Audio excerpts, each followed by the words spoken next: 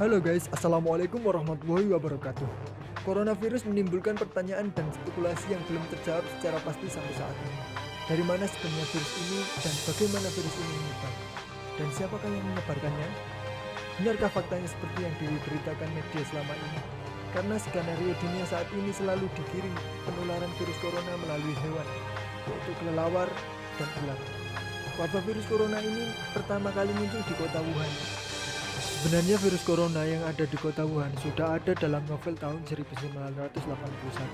Novel yang berjudul The Age of the Darkness tersebut ditulis oleh seorang penulis Amerika bernama Dan Nons. Dilansir dari Taiwan News, penulis Amerika tersebut rupanya sering muncul dalam daftar bestseller New York Times. Dalam buku tersebut, Count menuliskan soal wabah virus corona dengan nama sebuah penyakit Wuhan 400.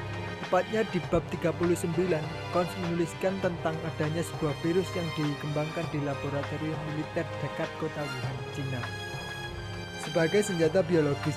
Disebut dalam bukunya, ilmuwan yang memimpin penelitian Wuhan 400 bernama Li Jin. Li Jin juga dituliskan sebagai seorang Cina yang membelot ke AS dengan informasi tentang senjata kimia paling berbahaya di Cina. Teori konspirasi coronavirus COVID-19 senjata biologis, atau ini senjata biologis yang diluncurkan Amerika terhadap Cina. Dalam dunia pertahanan, siapa yang mendapat keuntungan atau manfaat paling banyak, dialah yang dicurigai. Siapa yang sangka serangan virus corona efektif memukul ekonomi Cina? Dari awal saya tidak bergeming bahwa virus corona adalah biological warfare, perang biologis yang diluncurkan Amerika terhadap Cina. Lanjutan dari perang dagang Cina-Amerika. Amerika kalah dagang dalam 10 tahun terakhir, atau bahasa ekonominya defisit.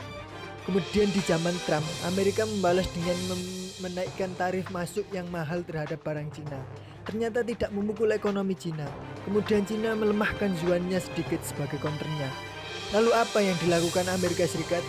US juga melemahkan dolarnya, namun itu tidak juga memukul ekonomi Cina.